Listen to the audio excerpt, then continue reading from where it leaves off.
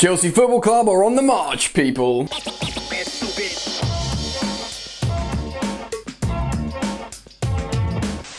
what's going on, my friends? Welcome back to Football Therapy here with me, your host Jan. I hope you lot are all doing well today. I really do hope that Chelsea are in the top four under the new Tuchel regime, and he's done it in very little time. In fact, it's been 20 days between his first and last game, and Chelsea have gone from 10th mid-table to 4th place. How has he done this? What are the key factors? What can we expect going forwards? So many questions that are going to be answered in today's video. That's right, get comfortable, settle in, subscribe if you're new, drop a like on the video if you want to show your sweet, sweet love to your host Jan.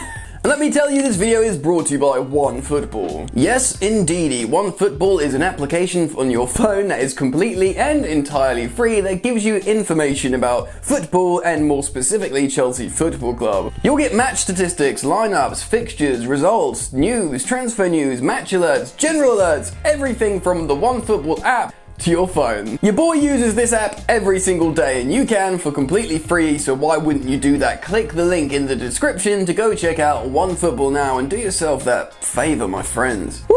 Alright then, let's get into today's video. Right, so we all know the story. Frank Lampard had a good first season, played attacking football, kind of naive at the back, but it was more sort of expression, go for it boys, final third combinations, attack, high press, high octane, at least in theory. It worked the first season. Frank Lampard had the opportunity to buy some players. He got a few players given to him as well. And the second season, we all know what happened. We started well. December, Chelsea were top of the Premier League and in a title race. January, Frank Lampard was sacked. Some may view it as harsh, but the truth is, it did not look like it was working at that point. Perhaps the naivety of the young manager was showing through, and there was a sort of, perhaps lack of understanding with him in the squad, and understandably, he parted ways with Chelsea Football Club, and the club brought in new German manager, Thomas Tuchel. Thomas Tuchel has only had a few games managing Chelsea since that Wolves draw as his first game, which was rather uninspiring and boring, but just 20 days after that first game, he's finding himself in 4th place with the Blues. Sure, it's only on goal difference against West Ham at the moment, but in terms of momentum and how Chelsea are looking, Thomas Tuchel, the board, and indeed the players and the fans, why not, would think, you know what, let's push on further than 4th. 3rd, 2nd, could be up for grabs. So I want to talk about how Thomas Tuchel has done this. First of all, I want to talk about personnel. Yes, Thomas Tuchel has probably got certain tasks from the board above him in Marina Granovskaya to reintegrate certain players. That's the likes of Timo Werner, which he never really took out.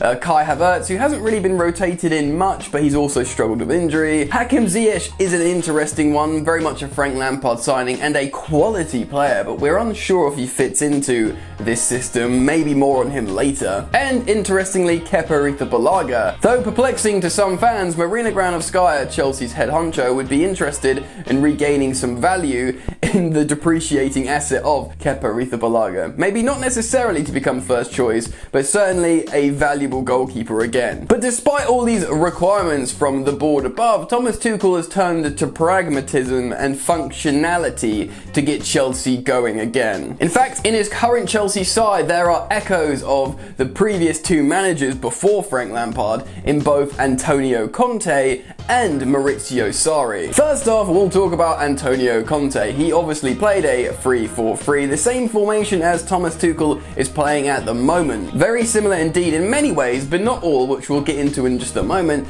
Marcos Alonso is obviously having a renaissance down the left wing, staying forward as he often did for Antonio Conte's Chelsea. Remember, Antonio Conte's Chelsea had Victor Moses pretty much chalk on his boots, always sort of occupying the right wing position, a very attacking player that became a wingback, a right winger that became a wingback. Well, something similar is happening to Callum Hudson-Odoi. Again, a very, very attacking player that can run up and down and has got an engine. So Thomas Tuchel is doing to Callum Hudson-Odoi what Antonio Conte did to Victor Moses. Pretty similar so far, right? Super attacking wingbacks with a 3-back system. 2 centre-halves with a middle sort of sweeper, which I suppose would be Thiago Silva in this case, or maybe Andreas Christensen, who of course both played that role under Antonio Conte and now is playing that role under Thomas Tuchel in the absence of Thiago Silva. Superbly devastating in transition with this formation, but the differences kind of begin to stop there because remember, Antonio Conte was happy to suffer without the ball and defend, whereas Thomas Tuchel very much likes to defend in possession by keeping the ball, and this is where Maurizio Sarri vibes come in because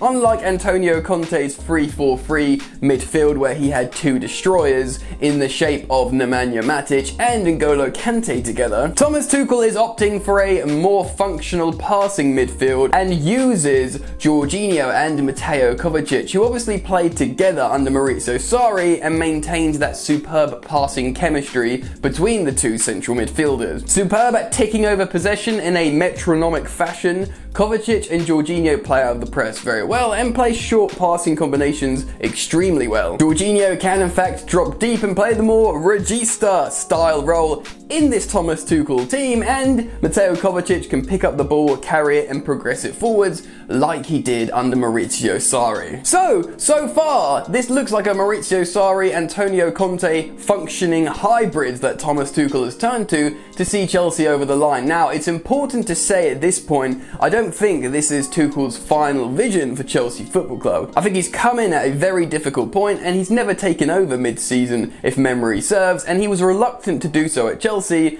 but he was convinced by the Chelsea board and Marina Granovskaya, and he's taken the job and he's thought, look, 3 at the back, good defensive, 2 6s CDMs that can play passing well like under Maurizio Sarri, and we'll have 5 along the front. It's 5 in the back in a block and 5 along the front in a wide sort of attack. And doing this, going for pragmatism and great functionality, he's left out certain players. Because he relies so much on the left wing back being attacking and indeed values the height of Marcus Alonso, the likes of Ben Chilwell seems to be missing out so far, who as a conventional left back is much better than Marcus Alonso. But in this role as a left wing back and this particular kind of left wing back, Marcus Alonso trumps Ben Chilwell seemingly every time. Kurt Zouma is also missing out as well, which is a little bit disappointing. Of course, he was so good under Frank Lampard in terms of scoring goals, winning aerial duels, and generally being defensively sound, but defending in possession with all these passes, Thomas Tuchel has opted for Azpilicueta, right centre-back, who of course won titles in that position, understandably Thiago Silva or Andreas Christensen in the middle sweeper role, and he's gone for his favoured German compatriot Antonio Rudiger, who he trusts over Kurt Zouma, which is fair enough. Another unfortunate one, really, a little bit, is Reece James, because he's been so good for Chelsea. But again, if you look at the role of the right wing back under Thomas Tuchel, the profile is actually much more like a winger and suits Callum Hudson-Odoi a lot better than Reece James. Again, like Ben Chilwell, Reece James would be the best conventional fullback, right back at the club, but not in this particular instance for wing back. Interestingly, but perhaps not unsurprisingly, Mason Mount has kept his place in that sort of attacking midfield role.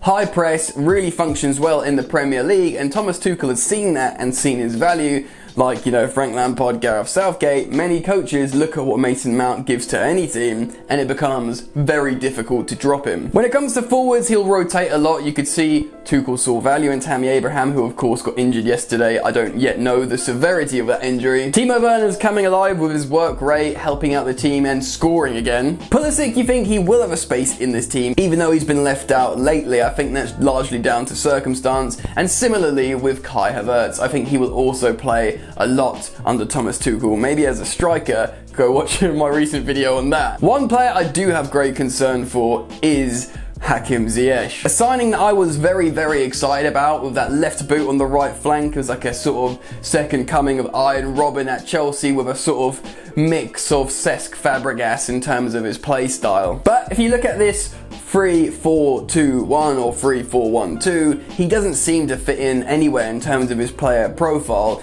He definitely can't play a wing back because he doesn't have the engine, and one of these inside forwards, it doesn't really work for him in terms of what his role is, and I can't see him playing a striker. So it is a little bit concerning, because I absolutely love the player, and maybe next season when the formation changes, but right now he might struggle. So let's finish on that, formation changing. We've seen a back four for about 45 minutes under Thomas Tuchel and it wasn't overly convincing, but I think in the summer or between seasons when everyone starts at 0 points, I think Thomas Tuchel will be inclined to investigate other formations in the Premier League. I think this 3-4-1-2 is just about being sensible, defensive, and seeing us over the line into Champions League football, which has worked so far. But come the summer, when he can look at all his players and their traits, he might find a way to optimise this team to become more attacking and maybe go for the Premier League title. Anyway, that's it for today's video. I hope you've enjoyed it, me taking you through what's the deal with this Thomas Tuchel team.